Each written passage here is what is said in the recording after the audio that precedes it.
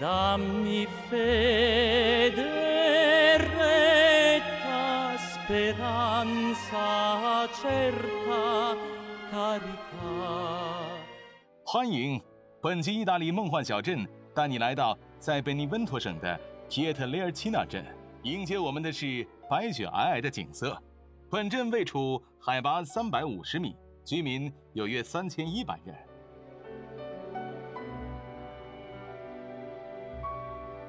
皮镇最有名的是圣人比奥神父的诞生地，本集将会发掘皮镇的湖光山色。事不宜迟，我们开始吧。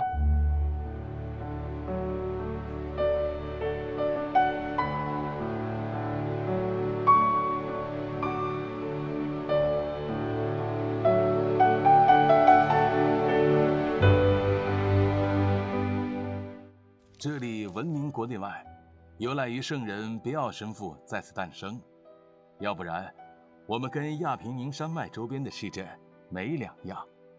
当然我们这里都景色优美，但有幸的是我们与众不同。在1887年5月25日，一个日后被称为皮镇的圣比奥的婴儿在这里出生了。他诞生在一个贫穷的家庭，出身寒微。他妈妈在子宫收缩的时候还在田野工作，后来才赶回家分娩。这小孩经常哭，因此惹怒父亲，还说：“我们生了什么出来？魔鬼吗？”但是，生命既奇异又奇妙。这个爱哭的小孩慢慢把自己打造成充满灵性的个体，甚至同龄的小孩在跟他一起玩的时候，也被他的气场震惊了，但他自己却很镇定，玩完还会去圣安娜教堂祈祷。这里我们还可以看见维克窄巷，巷上的房子被称为比奥式的，不仅是因为其中的一家主人曾经是比奥，而是因为这里房子的设计。比奥的父亲就像同时期远赴阿根廷或者后期去了美国的人一般，一开始只有小房子，后来有钱多买房间时，却买不到靠近的。因此，你会看见有很多同一家人的房间独立散落在镇里。这现象在旧的村落或者城市里的贫民窟很常见。比奥倒是有个模范家庭，给他良好的成长环境，令他明白了人性与灵性扑朔迷离的关系。比奥第一次遭受圣伤是在农庄里发生的。当时一个天天与父母来农庄的母亲正在分娩，而她的身体开始显现圣伤的痕迹。她马上想离开那里，认为耶稣曾经来过这里，天堂就在这里呀，女士。她也看见了其他圣人的幻象，那里被圣灵充满了，就像一个新伯利恒。实际上要理解皮镇对比奥的宗教成长之路，我们可以说这里就是他的伯利恒与纳萨勒。他在这里待了29年，生活有起有落。他曾经离开了一段时间，去了莫尔科内镇的修道院修理，但他的健康出了问题，被送回这里，还是在死亡的边缘上挣扎，所幸后来康复了。他因病一直需要留在这里，所以这里才可以从美丽的环境、甜美的空气与友善的人们里孕育出比奥神父这么伟大的人。当他在什么乔尼罗托杜时，镇上的修女终于可以解释他的信息，就像在他的耶路撒冷一样。我们这里没有他的尸体，但是我们尝试医治他的灵魂。我们希望保存他提倡的理念，因而诉说他的提议、感情与感受。为了这些理念与信息，这里必须保持与以前一样，要不我们的任务就会失败。我诚意邀请你来皮镇，感受这里的平静、和睦与内在美。不要忘了带上你的爱人，如果他不能亲身前来这里，比如在病痛之中的人，也请你烧一把这里的气色给他，让他能感到安稳与信心，相信所有事情都是冥冥中自有主宰，人人最后都会有与其功过相称的结局。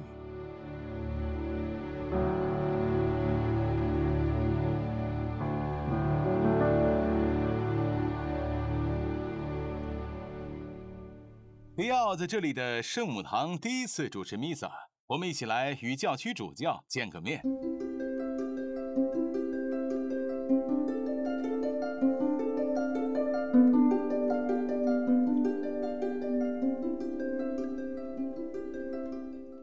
这里是圣玛丽天使教区座堂，又名圣玛丽自由塔。这里的圣母像是由虔诚的皮镇人民还有来朝圣的信众捐献的。这里也是教区为圣人比奥准备的圣所。他在这里从小住了16年，直到他接近成年。然后他加入了莫科尼修道会，成为修士。1年后祝圣成为教士。其实在1910年他祝圣的时候，他就是在这重要的教堂为皮镇群众主办第一次圣餐礼。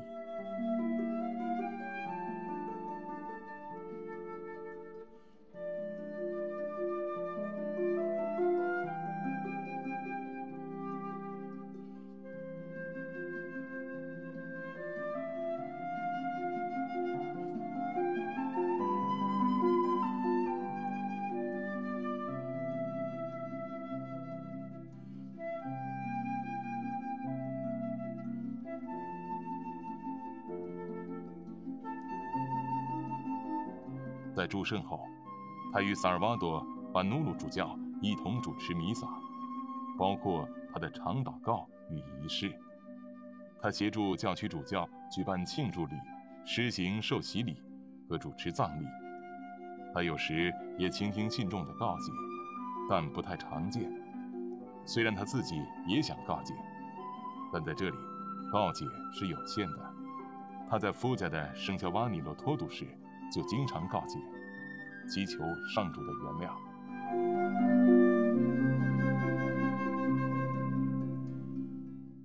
比奥在这里做的最多的就是祷告，他自己也说，我只想当个祷告的修士，因此在教堂的画像里都是他在祷告。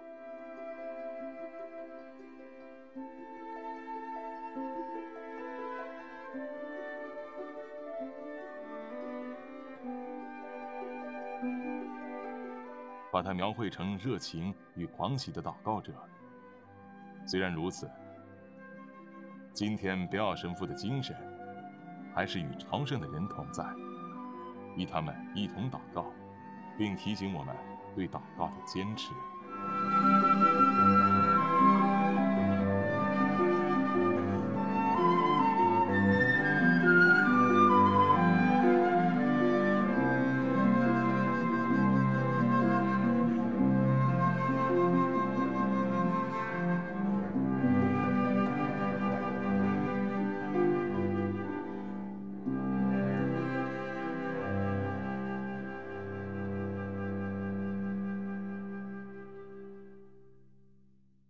现在我们跟本地协会的主席一道去吃道地的美食。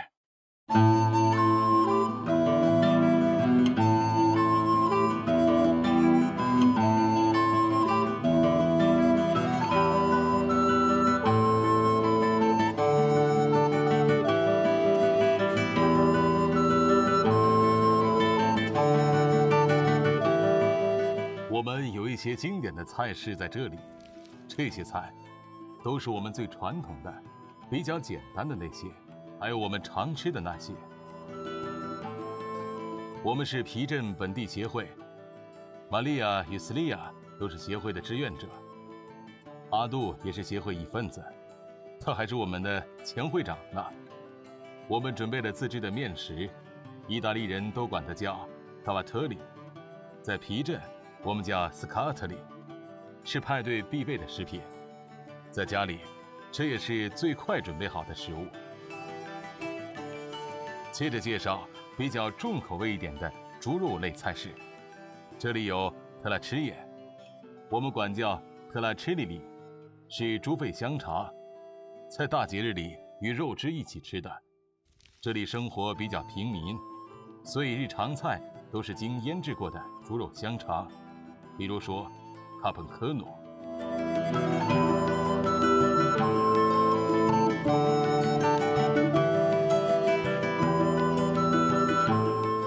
这里还有比较特别的洋祭文化，洋祭让我们中外驰名，也因此，我们本地协会在每年5月都会举办盛大的洋祭节。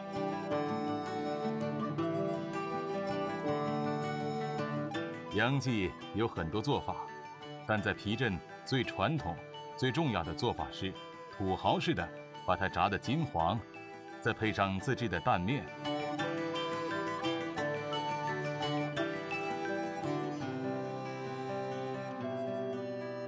另一道冬天时宰猪吃的菜名叫辣椒拌肉，可有效对付寒冷的天气。有煮过的猪肉与辣椒泡在醋而成。这道拉菲乌努对我们文化而言很重要，因为它是派对饭桌必备的咸甜饼干。例如，在1910年8月14日，比奥神父主持他第一次弥撒后，拉菲乌努就是庆祝的食品。即使在今天，在皮镇结婚的夫妇会送拉菲乌努给镇上的家庭作为礼物。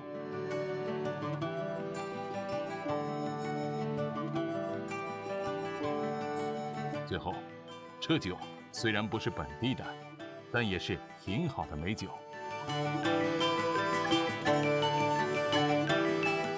平民会出产的农产品，我们都有。我们生产油、冷切肉和芝士，这些是我们农夫的心血，而我们大部分人都住在农庄里。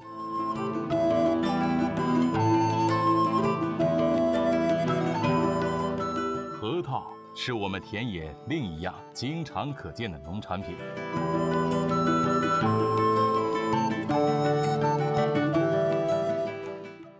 皮镇虽小，但好的餐厅有很多。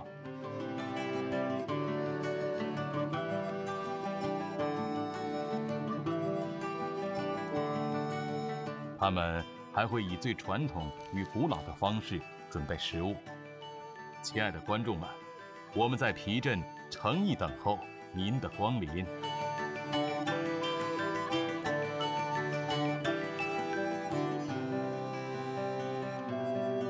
皮镇欢迎你。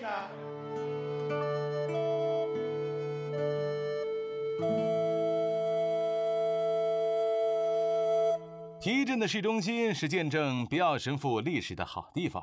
怀着尊敬的心，我们一起走进圣人的踪迹吧。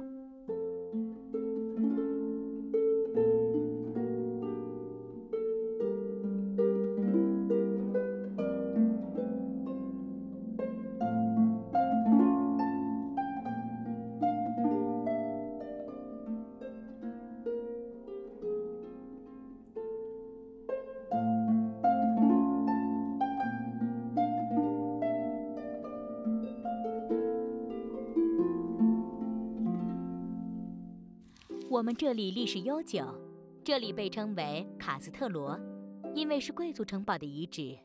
皮镇的历史可追溯到伦巴底人与罗曼人。在大概1101年，我们的名字第一次记载下来了。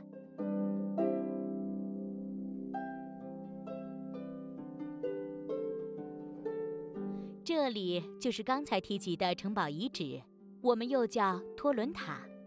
托伦塔因为比奥神父又加上了另一层意义。这是比奥神父的小房子，他曾在里面睡觉、冥想和静修，准备成为教士。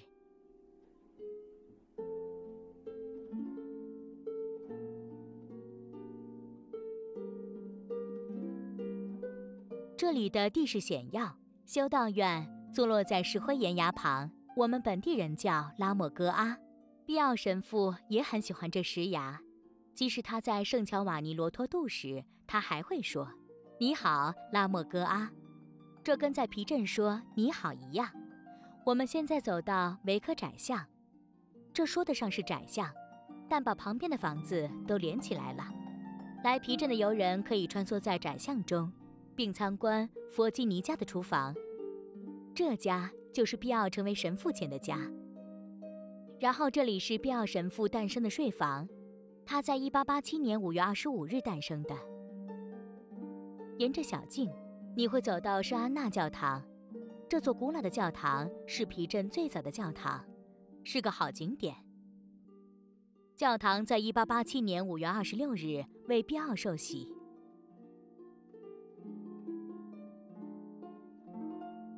在教堂里面有云石造的盖子，里面用天然的方法埋葬了一些尸体，而其他人都葬在教堂外面。这教堂不仅是古老与皮镇最早的教堂，它里面有天井，而必奥神父从小就已经长时间站在那里祷告。那是经常有奇怪的事情发生，我们叫异象。也许他在那里感受到了耶稣的幽灵。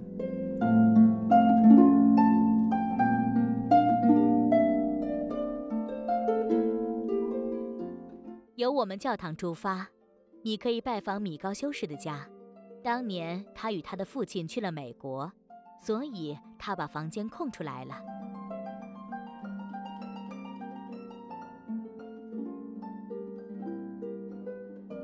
必奥神父接着搬了进来，因为他受了圣伤，再也不能爬塔了。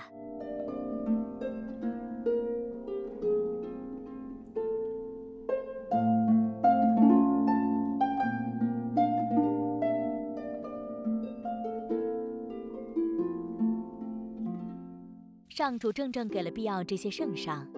必奥在本纳罗马亚区受圣伤的，那里是距离皮镇3公里的农庄区。现在我们参照当年必奥神父一边念玫瑰经一边走的路，弄了一条罗萨里奥之径。沿着小径走到尽头，会看见平原上有个农庄，是必奥一家的郊外小屋。他们把农活工具储存在屋里，等夏天来了可以收割庄稼。可是他们会留一个儿子或家庭成员睡在小屋，比如必奥。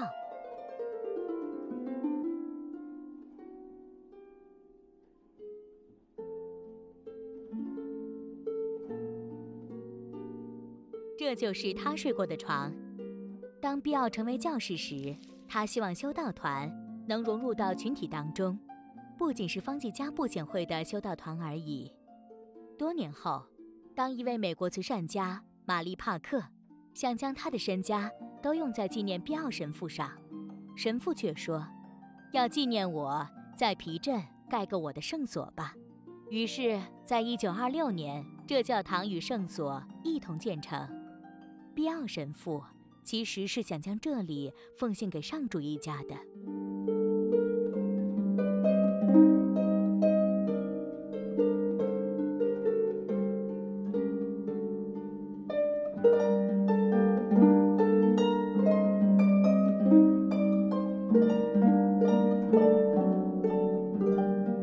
在教堂旁边是我们的博物馆。进门第一件看到的展品是必奥出生时用的摇篮，还有很多属于必奥的小物品，从他的日常用品、礼拜用的圣衣、圣巾、手帕，还有他用来遮盖圣伤仍然染血的手套。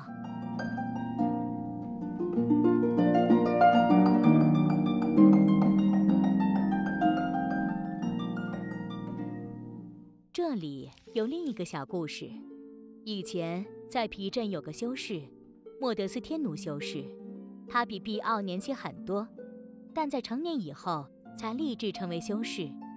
他突然被感召走上圣灵的道路，他经常要求必奥神父给他一份礼物，一份值得珍藏的礼物。必奥从来不愿意送他礼物。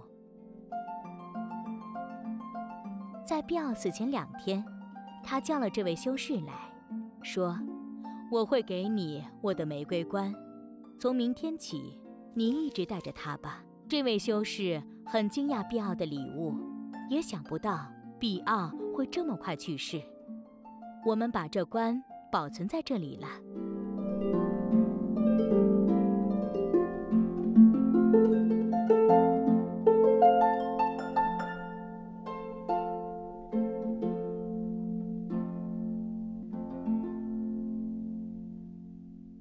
继续我们皮镇之旅，我们一起来与佛托纳多神父做个访问吧。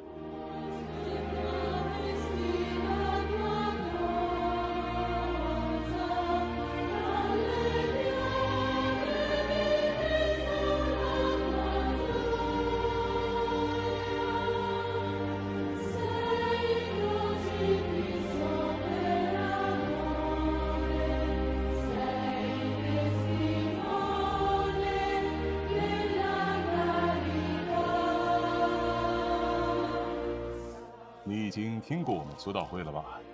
我想跟你介绍本纳罗马亚区其中一个尤其引我很特别的地方，让我就在某程度上重活比奥神父的一生。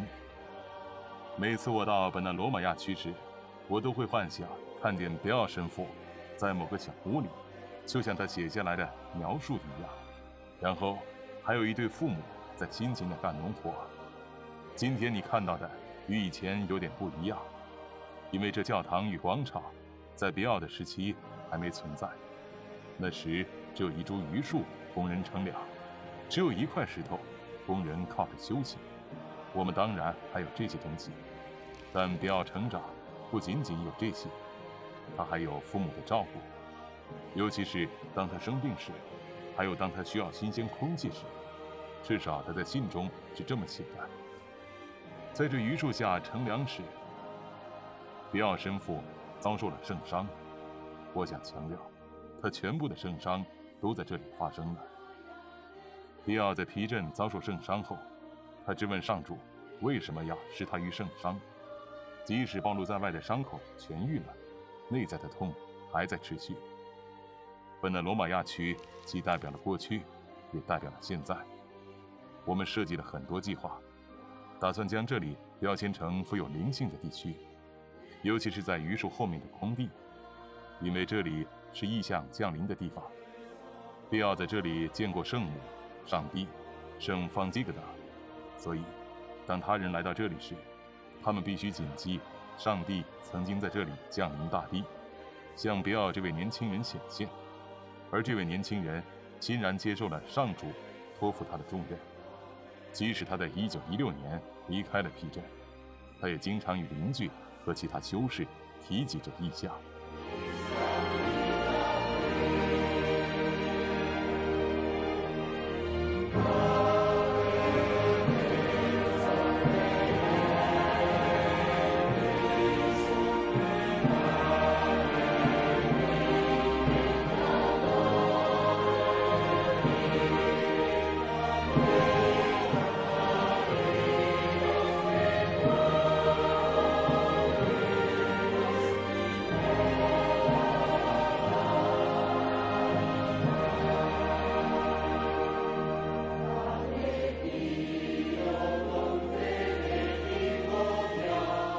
当我在1977年祝圣后，我马上被派到皮镇，这里让我回想起在维克德尔加尔加诺镇修院的时期。到了这里以后，总监神父跟我说，1星期内我们会去探望比奥神父，我会再告诉你时间。但是我已经等不及想去拜访了。最后，在某天早上，我们去圣乔瓦尼罗图多，到达时，建筑的门突然打开，比奥神父独自走了出来。我不禁注视到，神父戴上了手套，穿着长袍，他谈笑风生，跟我们还有身体接触。我们想，他不是有圣伤吗？为何他还可以像常人一样又笑又说呢？我在等候的时候想，当我吻他的手时，我要抓住他的手，我想听他会讲什么。那时我的确有点调皮，到我的时候，我把比奥的手紧紧抓在我的手里，就像小孩一般的手，然后低下头亲吻了他。我不小心把大拇指放在他的伤口了，所以握手的时候他说，弟弟，这里很疼，血都流出来了。我马上觉得很害怕，闭上嘴，往后退了一步，让其他兄弟可以上前跟比奥打招呼。在旁边时，我看着比奥神父，在那时，我看见了一道微笑，仿佛在说：“不要紧的。”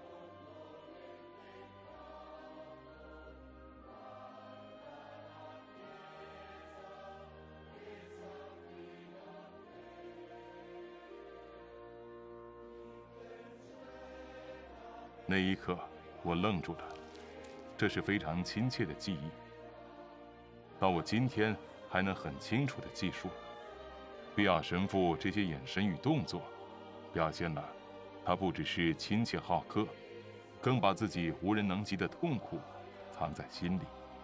但是，他只会重复：只有那些在十字架下的人才懂得爱，只有那些经受痛苦的人才明白真爱。我们现在明白，上帝是爱世人的。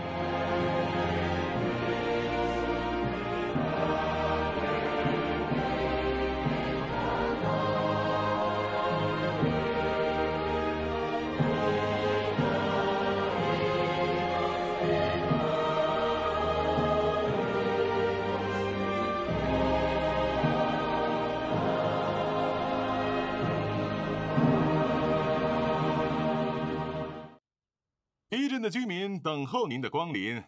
若想重温意大利梦幻小镇各集，欢迎浏览我们的网站。皮镇之旅告一段落，再见。